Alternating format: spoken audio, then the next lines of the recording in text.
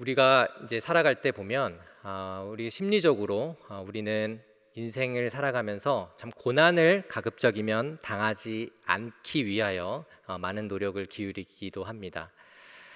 대표적으로는 우리가 이제 자녀들을 양육할 때에 우리가 자녀들이 더욱더 앞으로 나아갈 때에 어려움 없이 그리고 그 꿈을 펼쳐갈 수 있도록 그리고 여러 가지 어려움이 있을 때 그것을 헤쳐나갈 수 있도록 잘 교육해야 되겠다라는 생각을 가지고 그러한 마음을 가지고 우리 자녀들을 양육하는데 많은 에너지를 쏟게 됩니다.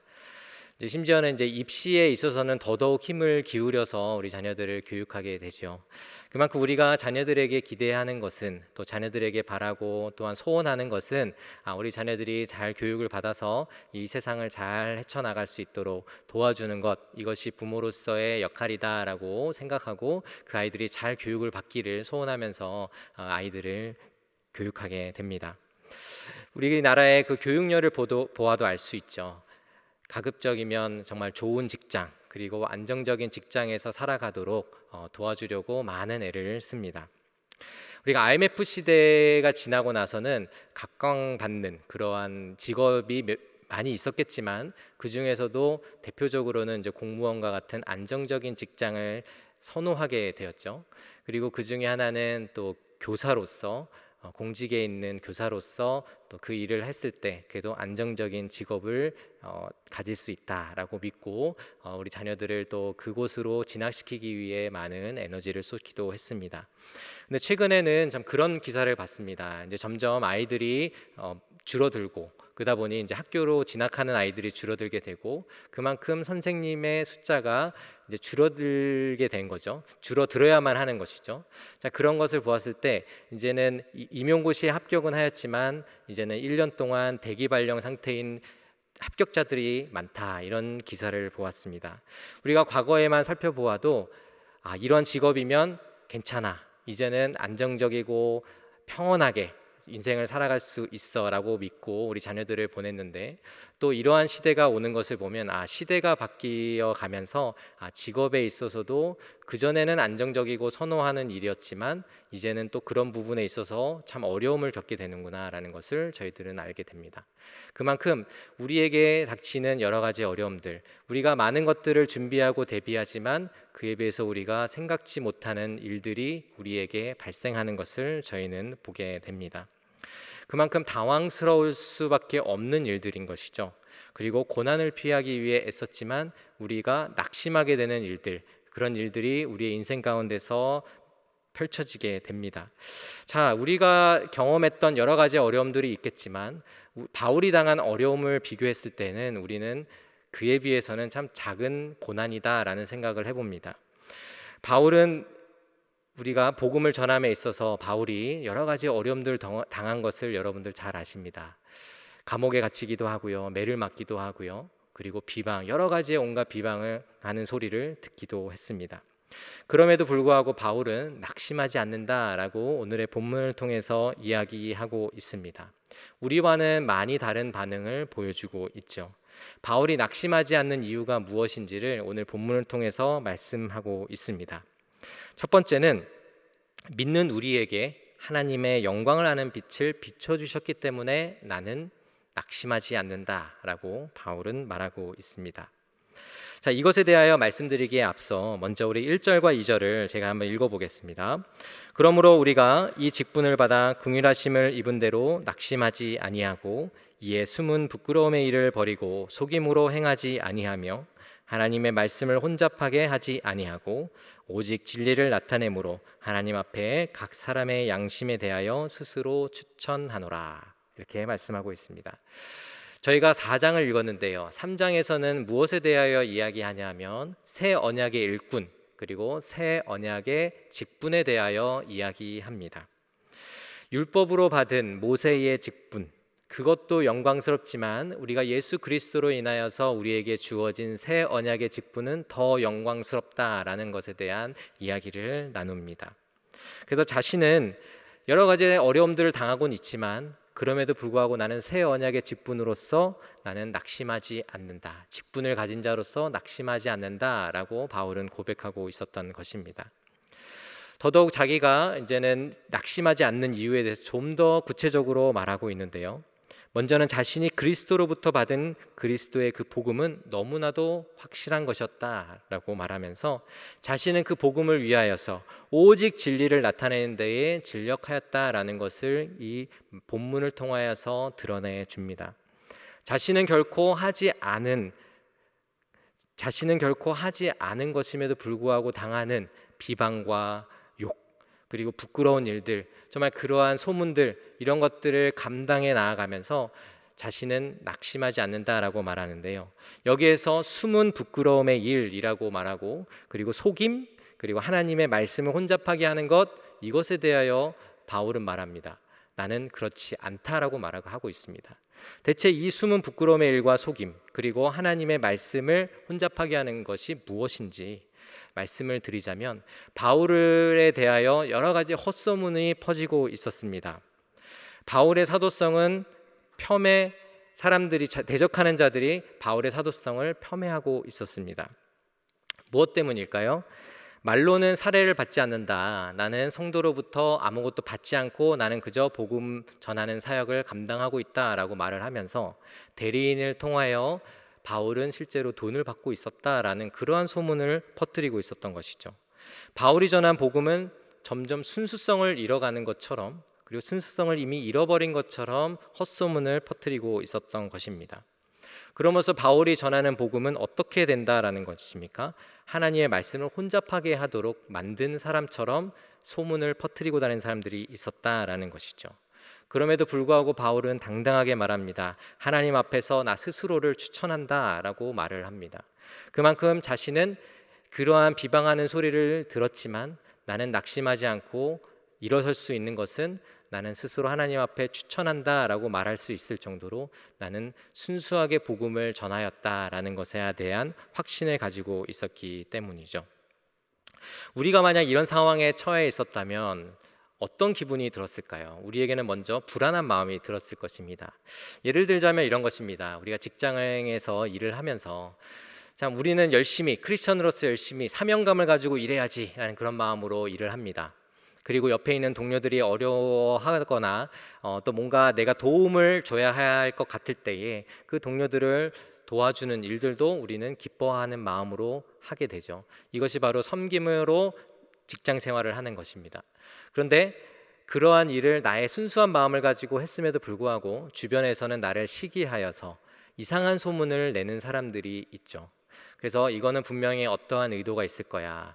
이거는 분명히 더 높아지기 위하여 내가 저 사람이 분명 더 빨리 승진하고 더 높이 올라가기 위해 저런 행동, 사람들에게 잘 보이려는 행동으로 비춰질 수도 있는 것이죠. 자, 그런 것을 보았을 때 우리는 너무나도 답답하다라고 느낄 겁니다. 나 자신이 정말 순수한 마음으로 감당했는데 오히려 나에게 돌아오는 것은 나에 대한 안 좋은 소문. 정말 그것을 접했을 때 우리는 낙심할 수밖에 없습니다. 참 그럼에도 불구하고 바울은 이러한 상황 속에서 낙심하지 않았다라는 것을 말해주고 있습니다. 어떻게 바울은 낙심하지 않았던 것일까요? 고린도후서 4장 5절에서 6절의 말씀입니다. 저희가 함께 읽어보겠습니다. 우리는 우리를 전파하는 것이 아니라 오직 그리스도 예수의 주 되신 것과 또 예수를 위하여 우리가 너희의 종 된 것을 전파함이라.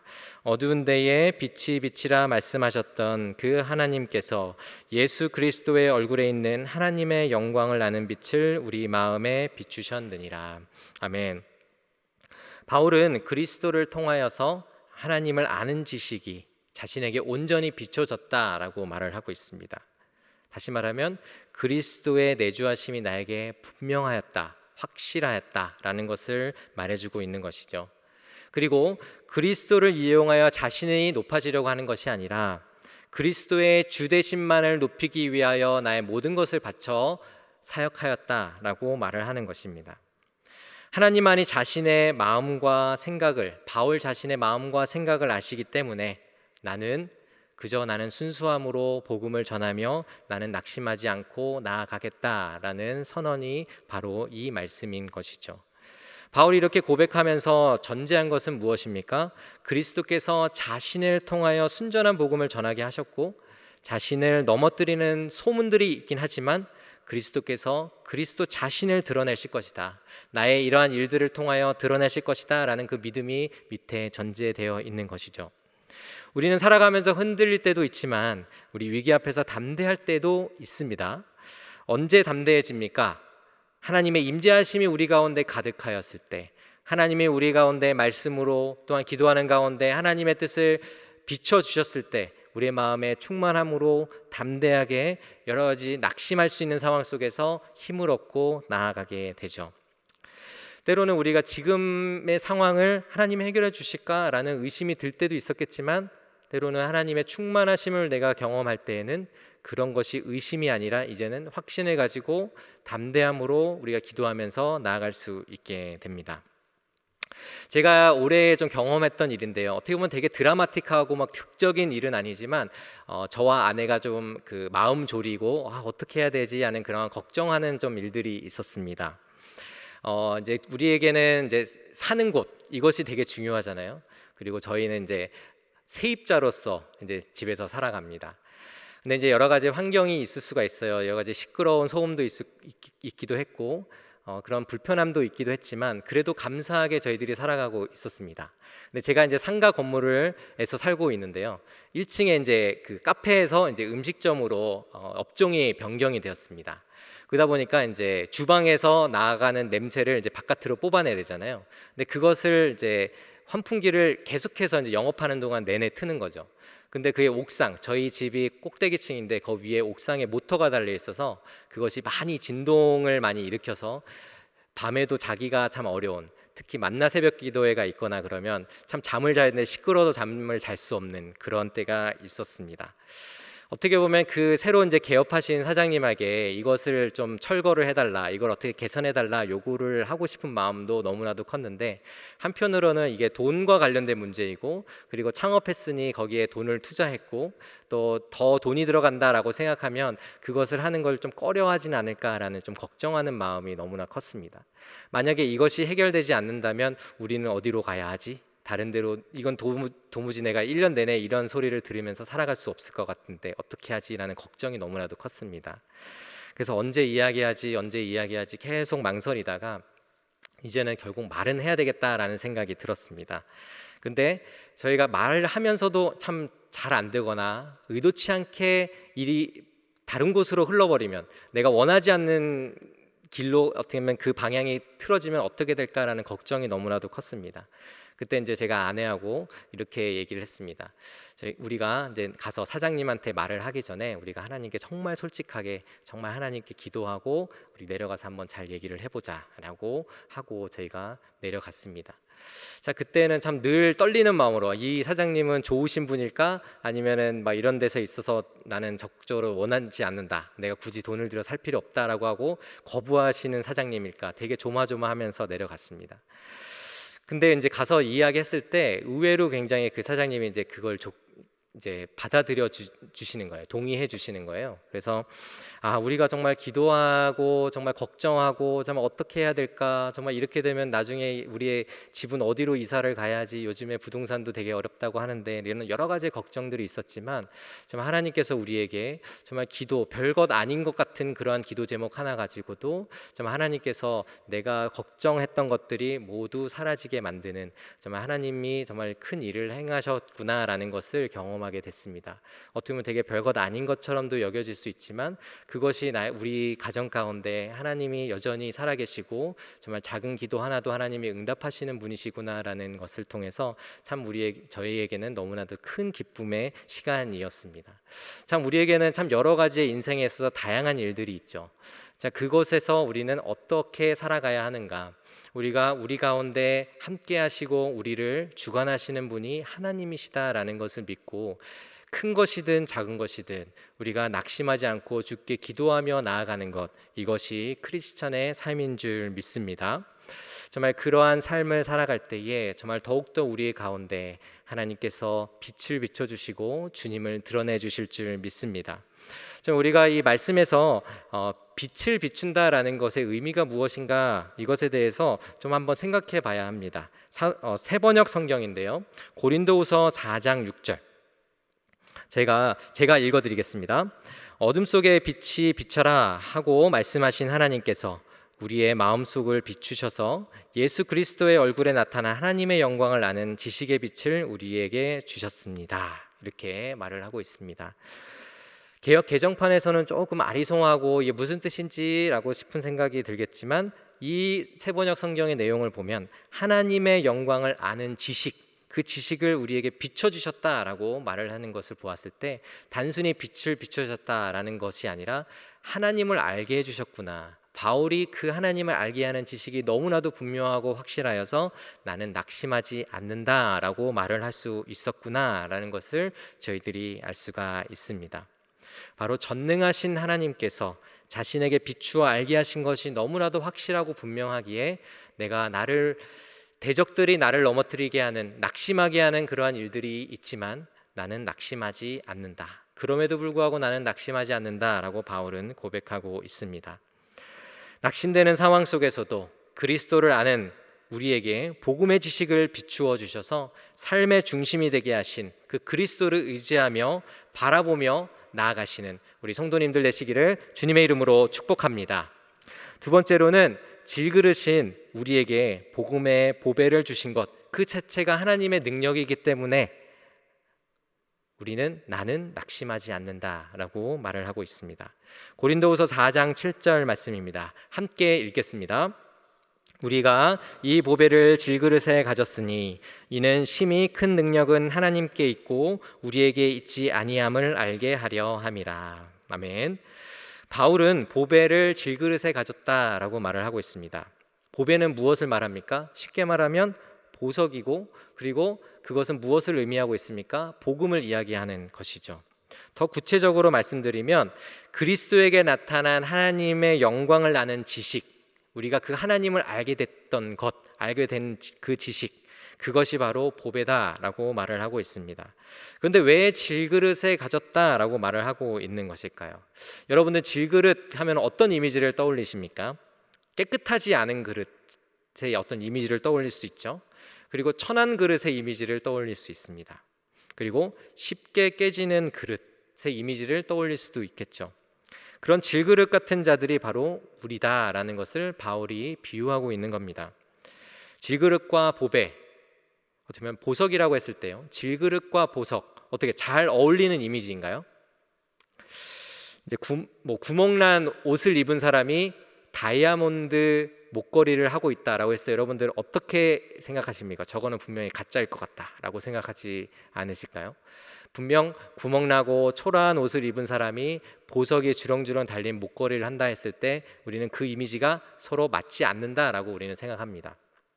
그리고 만약 프로포즈를 한다고 했을 때 집에 있는 아주 그냥 싼 그릇, 플라스틱 그릇에 반지를 놓고선 나와 결혼해달라고 이렇게 내밀었을 때 그거를 받아줄까요? 어떻게 받아주면 감사한 일인데 받아주기가 참 어렵거나 아니면 이 사람 왜 이러지? 라고 생각을 할 것 같습니다. 우리는 분명히 이제 그 반지를 살 때 그 안에 케이스에다 잘 담아서, 예쁜 것에다 담아서 거기서 빼어 반지를 끼워주죠. 자, 그런 것을 봤을 때 분명 질그릇과 보석은 어울리지 않는 것입니다. 그런데 바울은 질그릇 안에 보배가 담겨 있다라고 말을 하고 있습니다. 자, 우리를 먼저 질그릇으로 비유하는 그 이유는 우리 3절과 4절에서 그 이유를 알 수가 있습니다. 만일 우리의 복음이 가리었으면 망하는 자들에게 가리어진 것이라.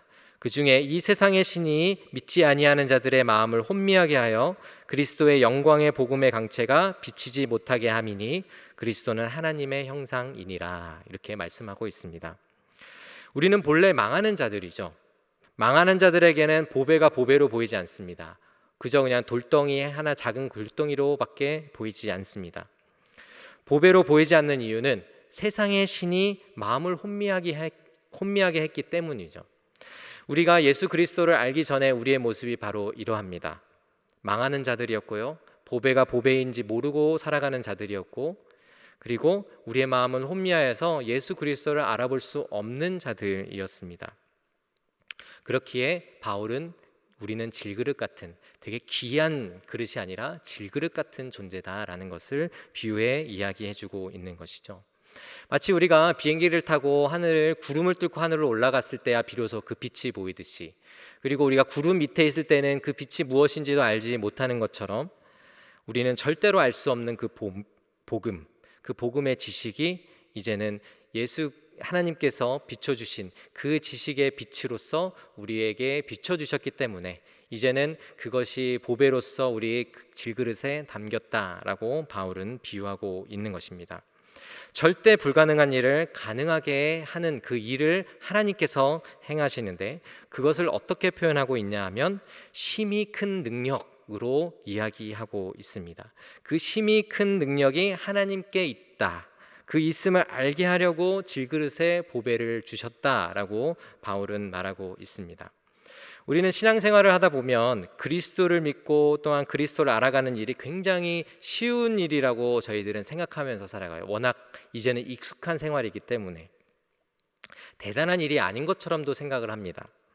그러다 보니 복음의 감격이 사라지고 구원의 감격이 사라져 갑니다. 우리의 마음은 점점 무뎌져 가죠. 근데 사실은 하나님의 그 심히 큰 능력, 그 능력이 아니라면 우리가 갖는 그 신앙생활, 우리가 하고 있는 신앙생활은 절대로 불가능한 일이라는 것을 바울은 말해주고 있습니다. 누구보다도 바울이 이 하나님의 심히 큰 능력이 아니고서는 불가능하다라고 이야기해주고 있고, 실제로 바울이 그것을 경험했던 것입니다. 여러분들 너무나도 잘 알고 있는 바와 같이 바울이 율법에 열심이었던 자고 하나님의 말씀을 따라가는 것에 따르고 있다라고 스스로 믿고 살아갔던 자입니다. 그러나 예수 그리스도를 만남으로써 그 모든 것들이 이제는 배설물로 여기고, 이제는 예수 그리스도를 위하여 살아가는 것만이 나의 가장 귀한 것으로서 여기고 살아가게 됐던 것, 그것을 보면 바울이 이렇게 말하는 그 심히 큰 능력이 하나님으로부터 주어진 것임을, 하나님으로부터 온 것임을 믿었다라고 그렇게 고백하고 있었구나라는 것을 저희들은 알 수가 있죠. 여전히 우리의 방식대로 우리가 지금 살아가고 있는 그 삶을 좀 돌이켜 보았을 때, 우리가 하나님의 말씀이 우리 가운데 비춰져도 때로는 내가 동의가 안 돼서 하나님의 말씀을 따르지 않게 되기도 하고요. 또 듣긴 들었는데 그것이 나의 삶에 어떻게 적용할지 몰라서 그냥 잊어버리고 살아가는 경우도 있죠. 근데 우리가 예수 그리스도를 믿기 전의 모습으로 다시 한번 돌이켜 본다면, 지금 믿고 있는 우리의 모습도 이러한데 믿기 전의 모습은 어떠하였을까? 보배를 보배로 알아보지 못하는 그러한 삶을 살아가고 있었다라는 것을 보여주는 것과 같습니다. 그만큼 우리에게 비춰진 그 빛은 하나님의 심히 큰 능력으로만 가능한 일이었음을 저희들은 깨달을 수밖에 없습니다. 바울과 같은 그런 극적인 경험을 하지는 못했지만, 우리가 그러한 경험을 하지는 못했지만, 우리는 우리 마음대로 이렇게 아둥바둥하면서 살고 결국 아무것도 얻는 것 없이 살아가는 자로 살아갈 수밖에 없었겠지만, 우리가 그리스도를 알게 됨으로써 이제는 인생을 살아가면서 더더욱 하나님께서 많은 것들을 남기게 하시고 영원히 남기게 하시는 일들로 우리에게 채워주실 것을 저희들은 믿고 살아갑니다. 우리가 예수 그리스도를 믿지 않았을 때라면 정말 남는 것 없이 살아가는 허무한 인생을 살아가겠지만, 이제는 예수 그리스도로 인하여서 우리는 남기는 인생을 살아가게 된 것, 그것이 우리에게는 하나님의 심히 큰 능력이 우리에게 나타났음을 저희들은 이것을 통하여서도 발견하게 됩니다. 우리는 대단한 어떤 것을 찾아보려고 하지만, 바울은 여기서 무엇이라고 말하냐면 믿는 것 그 자체, 예수 그리스도를 믿는 것 그 자체가 바로 기적이고 그게 바로 큰 능력이다라고 말을 해주고 있습니다. 그렇게 우리 안에 그리스도께서 사신 것을 믿기만 한다면, 그것 자체가 하나님의 심히 큰 능력의 역사인 것을 믿는다면 우리는 낙심할 이유가 없다라는 것입니다.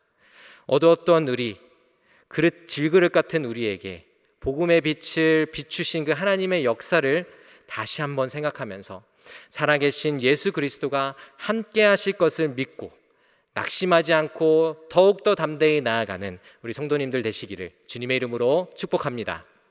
세 번째는 죽음을 경험하는 것 같은 정말 힘든 고난 속에서도 예수의 생명이 있기에 나는 낙심하지 않는다라고 바울은 말을 하고 있습니다.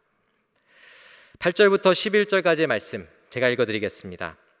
우리가 사방으로 우겨쌈을 당하여도 쌓이지 아니하며 답답한 일을 당하여도 낙심하지 아니하며 박해를 받아도 버림받지 아니하며 거꾸러뜨림을 당하여도 망하지 아니하고 우리가 항상 예수의 죽음을 몸에 짊어짐은 예수의 생명이 또한 우리 몸에 나타나게 하려 함이라. 우리 살아있는 자가 항상 예수를 위하여 죽음에 넘겨짐은 예수의 생명이 또한 우리 죽을 육체에 나타나게 하려 함이라. 아멘. 사방으로 우겨쌈을 당했습니다. 그리고 바울은 답답한 일을 당했습니다. 그리고 박해를 받았습니다. 그리고 거꾸러뜨림을 당했습니다. 그러나 쌓이지 않았다라고 바울은 말하고 낙심하지 않았다, 버림받지 않았다, 망하지 않았다. 바울은 이렇게 말을 하고 있습니다. 여기서 사용된 동사들은 수동태입니다. 수동태는 무엇입니까? 내가 행한 것이 아니라 나에게 오는 것이죠. 내가 능동적으로 행한 일이 아니다라는 것을 보여주는 것이죠. 주변에 대적하는 자들로 인하여서 내가 우겨쌈을 당하고 답답한 일을 당하고 박해를 당하고 거꾸러짐을 당한다 할지라도 여기에 완전히 쌓이지 않고 낙심하지 않고 버림받지 않고 망하지 않게 되는 것은 누구로 인하여 그렇게 된 것입니까? 하나님으로 인하여. 하나님으로 인하여 나는 이러한 상황에 있지만 이렇게 되지 않는 것은 하나님의 능력이고 하나님의 하시는 일 때문이었다. 그러니 내가 그라여서 나는 낙심하지 않게 된다라고 바울이 말합니다. 바울은 오히려 자신이 당한 고난을 영광으로 여겼습니다. 왜냐하면 그 고난을 통해 예수 그리스도가 나타나기 때문이죠. 더 구체적으로 말씀드리면 예수 그리스도의 생명이 바울에게 있다라는 것을 이러한 고난을 통하여 더욱더 확신하고 경험하게 된 그러한 일들 때문에 나는 이것이 오히려 나에겐 영광이다라고 말을 합니다. 바울이 이것을 영광으로 여길 수 있는 이유는 바로 예수 그리스도께서 직접 십자가에서 그 고난을 행하셨기 때문이죠.